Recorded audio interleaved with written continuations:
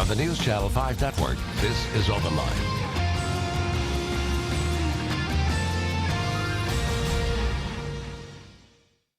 Hello, everyone. Welcome to Open Line on Wednesday night. I'm Ben Hall. Good show tonight. We're talking about Metro Schools and its new budget. So the school board approved the budget last night. They go before the mayor tomorrow, and they will be proposing this new budget. I have it right here.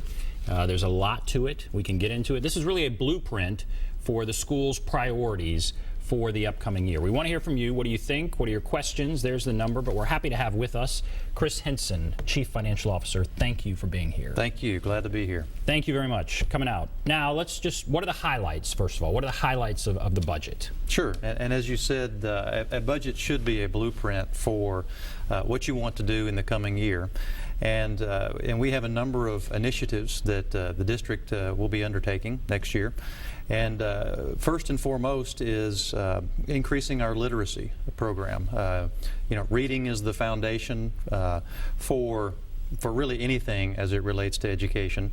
And so we began that process last year. We are continuing to enhance that this coming year in the budget. We have approximately $1.4 million in the budget for an enhancement of our literacy program, which we are doing through what's called a reading recovery program. Reading recovery is a short-term, very intensive reading intervention primarily for our youngest students, primarily for elementary grades, particular emphasis in the first grade, to make sure that students, as they reach the third grade, they are reading at third grade level. And so this is something that we are phasing in. As I said, we started last year. We're enhancing it this year, and we'll look to enhance it even further in coming years. And so that's probably the most important thing that we're looking to do as far as a district initiative. We also have a new program that has been in existence and previously been funded by federal Race to the Top money. It's called Community Achieves. And Community Achieves provides the social type wraparound services that students need other than academics. And so you have a lot of social needs. A lot of our students come to us with a lot of needs. And so we are looking to continue and also expand that program as Race to the Top funding ends. We have included in our budget approximately $1.2 million for this Community Achieves program. So those are probably the two biggest emphasis as far as district initiatives. We have a number of other things included in the budget.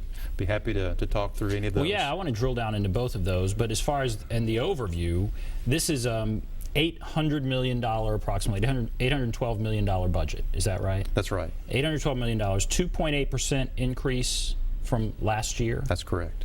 And as far as the number of students, is there a 2.8% increase in the number of students, or kind of where are you there? We have been and will continue, according to our projections, we will continue to increase in number of students. We're projecting approximately 1,500 additional students next year, including our charter school enrollment. We've been averaging anywhere between 1,500 and 2,000 additional students every year for about the last 5 years. And so we're sort of an anomaly. We're an urban school district, but a growing urban school district. Most urban districts are not growing, yet we are.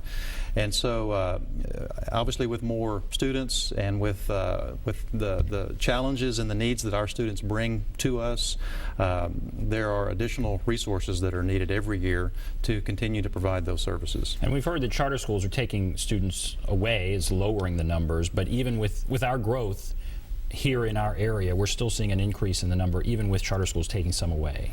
Well, that number that I gave you includes charter school enrollment, because charter schools are MNPS schools. They are just governed by a separate board, but they are considered MNPS or metro schools. And so we look at all of that growth together, and looking forward, we're projecting somewhere in the neighborhood of about 87,000 students next year. Now, this includes 104 new full-time positions. What are you? Where are those? Are they going to be probably in those two areas you focused on? Or let's drill down into those 104 new positions. Sure. And as you said, we do have additional positions, as I mentioned earlier, for the reading recovery teachers, the reading recovery trainer. We have some what are called reading interventionists. All of those are around our literacy emphasis, our literacy program, to improve our students' reading scores. We also have additional positions as part of our Community Achieves program that I just mentioned. We are including what we're calling Community Achieves site specialists or site liaisons that will actually be located at some of our highest need schools to coordinate all of the services that are provided both by the district and by all of our partnering outside agencies in those schools to bring those services in to the schools. So a Community Achieves person, that's an interesting thing. And I see there are 18 positions, or 16 positions for expanding Community Achieves. This is not your traditional teacher position, right? That's this is correct. something very, very different. It's almost a social worker type position. Am I right in saying that? It does provide, or it does coordinate social services. For instance, the school-based positions that I just mentioned, they are dedicated to that particular school, giving those schools full-time attention, where you've got a menu of wraparound services based upon the needs of those students.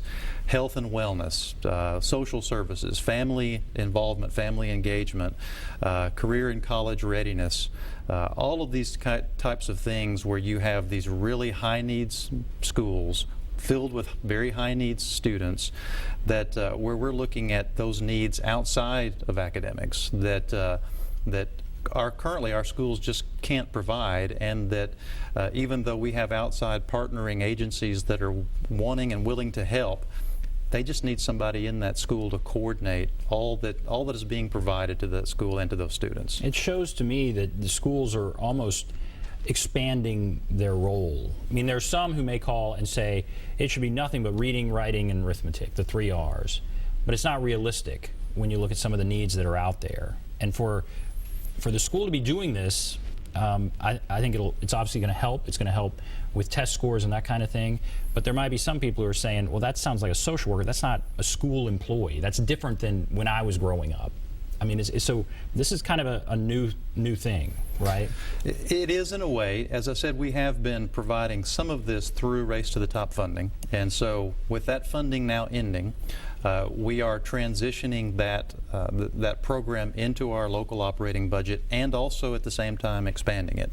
And I understand what you're saying, because I would possibly feel the same way if I didn't have the knowledge of the true needs that exist in some of these schools, where students aren't going to be able to achieve academic outcomes without these types of services in place to help them with some of the things that they're dealing with. And the district is judged on those scores. I mean, if the district is going to get those scores, of the district, the principal, the teachers, everybody now. And this is a way to get the well-being of the student, take care of that, and then they're going to be prepared to learn in the classroom. All right, let's go to Shelby. There's several calls here. Let's go to Shelby on line 1. Hello, Shelby. Yes, sir. Good afternoon. Hi, what's on your mind? Hi. I am calling with a question because several months ago, the national scene ran a very interesting series of features on the Metro Nashville public school system and their challenges with regard to students whose first language is not English. And so what I got out of the article is that some of the lowest performing schools in our school system are those that have populations with a lot of ESL students. So what is it in the budget that the school system is doing to help those kids in particular? That's a great question. What about that? That is a great question, and I'm glad it's being asked.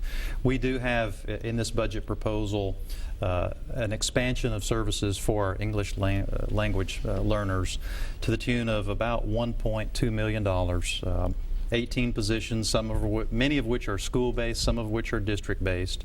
But what we're attempting to do as that particular population continues to expand, and as Dr. Register indicated today in his State of the Schools speech, we're estimating about 150 different languages that are spoken in our schools.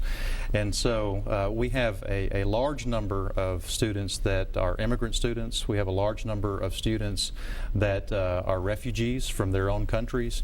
And so they come to us with lots of needs. And with those needs require resources. And so we have additional services being provided in the budget in as far as additional teachers, English language teachers, as far as additional translators for families.